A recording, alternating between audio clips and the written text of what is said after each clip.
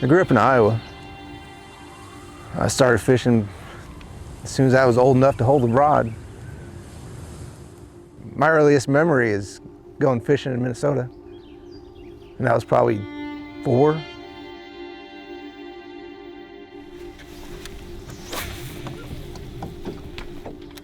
So I was deployed in 2004 to Baghdad, outside of the green zone. Our job was to protect the sector outside of the green zone, and we manned the biggest checkpoint in Iraq.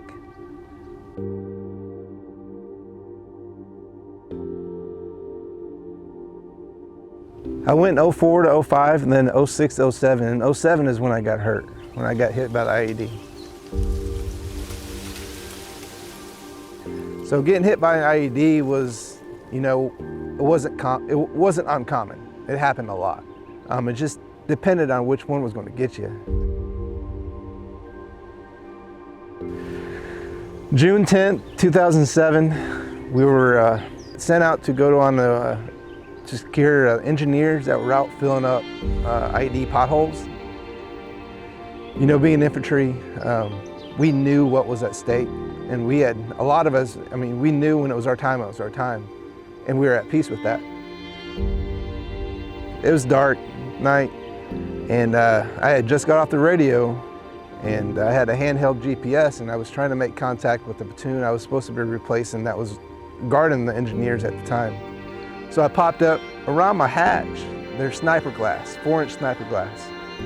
And so, you know, I felt pretty secure just popping my head up, had my hand up because I had to get GPS signal. And then the next thing I remember seeing a flash and then pain. I looked down, my thumb was hanging down off my hand. At the time I didn't know why, I couldn't feel it, but the nerves were completely severed. And 4 inches of my ulnar bone were gone. They bandaged me up. I just remember asking about my eye. Is my eye okay? Is my eye okay? And they just kept saying there's a scratch, which there was, but that's where the shrapnel went through my cheek cavity, missed the front of my eye because I was wearing eye protection, but severed my optic nerve. You know, it's something I never thought I would have to ever experience.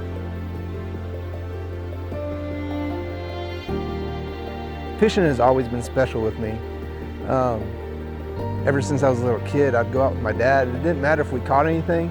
We could sit on the lake for hours and hours, but I just enjoyed being outside. I remember the peace it brought me, the joy of being in God's world, and how secure I felt on the water. During my recovery, I started fishing. I would cast out with my left hand, switch it into a brace that my orthopedic surgeon had actually made for me, and then I would put my fingers like this because it's the only 2 fingers I had outside of my brace on the reel, and I would reel like this.